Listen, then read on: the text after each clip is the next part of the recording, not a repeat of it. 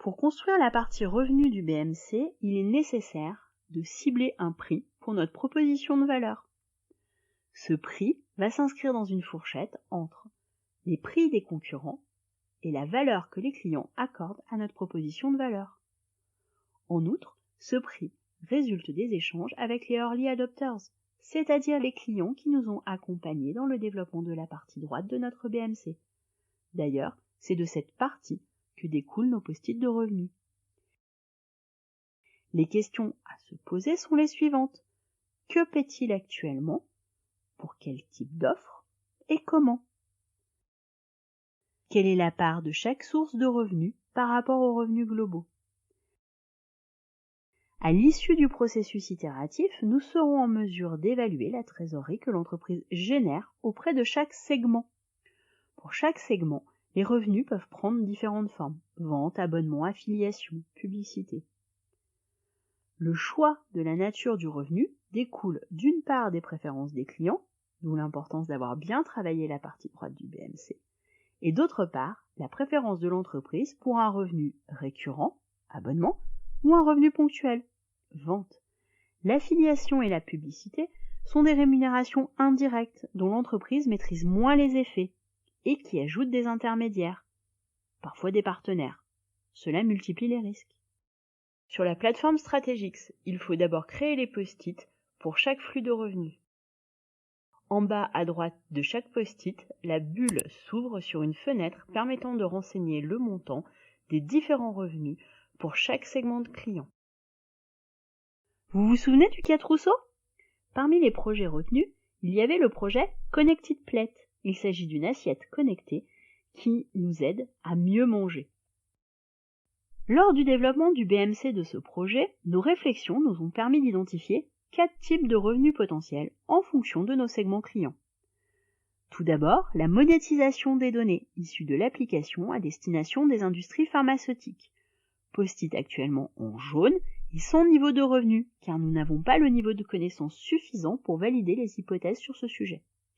Nous avons cependant attribué 4 étoiles à ce post-it, car malgré des connaissances incertaines, nous sommes convaincus du potentiel de ce flux de revenus. La seconde source de revenus correspond à une application en marque blanche pour une grande marque de régime. Nous n'avons pas suffisamment avancé dans nos discussions avec nos partenaires pour pouvoir définir le flux de revenus, d'où la couleur et le poids du post-it. La troisième source de revenus identifiée correspond au réabonnement sans achat d'assiette. À ce stade de nos réflexions, nous n'arrivons pas à estimer le taux de réabonnement, ce qui explique la couleur et le poids du post-it. Enfin, la vente d'assiettes avec une première année d'abonnement s'adresse à différents segments de clientèle: les médecins spécialistes, les coachs en nutrition et les centres de cure thermale. En fonction de nos connaissances du marché, nous avons estimé un volume des ventes et un prix combinant l'assiette et l'abonnement pour chacun de ces segments pour une première année. Cela nous laisse un flux de revenus de presque 4 millions d'euros.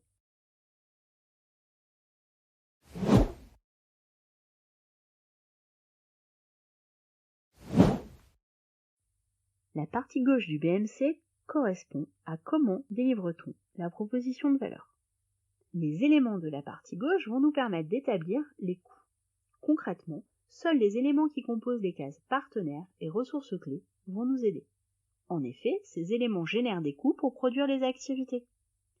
Dans la plateforme Strategix, lorsque l'on clique sur un post-it dans la case coûts, on retrouve alors les éléments énoncés dans les cases partenaires et ressources clés. Pour chaque élément qui compose les cases partenaires et ressources, nous devons recenser et décrire tous les coûts inhérents au projet. On va donc répondre aux questions suivantes. Quels sont les coûts essentiels, fondamentaux, inhérents au projet? Quels sont les coûts les plus importants? Quels sont les impacts de ces coûts lorsque vous explorez d'autres angles du business model? Par exemple, si certains coûts deviennent des coûts variables. Dans le BMC, les informations concernant les coûts sont d'autant plus précieuses que les éléments qui composent les cases de la partie gauche ont bien été travaillés. Il est important d'avoir conscience de la distinction entre les différents types de coûts. En général, on distingue 3 types de coûts. Les OPEX, qui sont l'ensemble des charges récurrentes et des dépenses opérationnelles qui vont permettre l'existence de l'offre, par exemple les salaires, la sous-traitance, la location de locaux. C'est souvent un budget qui se planifie sur une année en donnant une vision à court terme. Les CAPEX, qui sont les investissements nécessaires à la mise en œuvre du projet, par exemple l'achat de machines, de structures comme un data center ou une usine. En fonction de la nature du projet et de son niveau de maturité, les CAPEX peuvent être planifiés sur du moyen ou long terme. C'est pourquoi, dans un souci de cohérence avec les OPEX et les revenus, il est nécessaire d'annualiser ces coûts. Les dépenses de projet correspondent aux coûts qui vont permettre de développer l'idée avant sa mise en production. En fonction du niveau de détail dont vous disposez et du niveau de maturité de votre projet, vous pouvez dissocier ou non les dépenses projet des CAPEX. Dans notre cas et dans un souci de simplification pédagogique, nous avons fait le choix de combiner dépenses projet et CAPEX. Dans les coûts, il y a d'une part des coûts variables, c'est-à-dire qui sont proportionnels au business prévu. Plus nous vendons, plus nous produisons, plus cela nous coûte. C'est le cas par exemple de l'achat de matières premières, des frais de livraison ou encore des frais de serveur. L'existence de ce type de coûts justifie que la partie coût soit traitée après celle des revenus. D'autre part, il y a des coûts fixes qui sont indépendants du volume des ventes. C'est-à-dire que quels que soient les volumes que vous allez vendre, vous devrez payer cette dépense. C'est le cas par exemple pour le loyer des bâtiments ou les salaires de votre équipe. La nature des coûts dépend du choix d'acquisition de la ressource. Nous pouvons louer, acheter, emprunter cette ressource. Si on achète, c'est un investissement. Par exemple, acheter des data centers pour les stocker dans nos locaux. Si nous louons ou que nous empruntons, c'est un OPEX parce qu'on rémunère régulièrement le prestataire qui nous en fait bénéficier. Pour chaque élément ressource, il faut donc réfléchir à la nature de la relation qu'on souhaite avoir avec nos fournisseurs. L'analyse des coûts est souvent traitée de manière interne. Pourtant, il est intéressant d'évaluer la structure des coûts, la volumétrie et les partenariats de nos concurrents. Lors du travail sur le BMC de Connected Plate, nous avons porté notre attention sur le coût du développement du logiciel et de la production. Pour ajouter un coût à un post-it, il est essentiel de définir si ce coût est de nature variable ou fixe avant de l'associer à un élément des cases partenaires ou ressources. Dans le cadre du BMC du projet Connected Plate, le développement de la partie logicielle est un investissement à mettre en place en amont de la mise sur le marché. Il s'agit d'un coût fixe, car non relié au nombre d'utilisateurs ou d'assiettes vendues. Dans cet exemple, on rémunère un acteur pour un montant de 1 million d'euros sur 5 ans.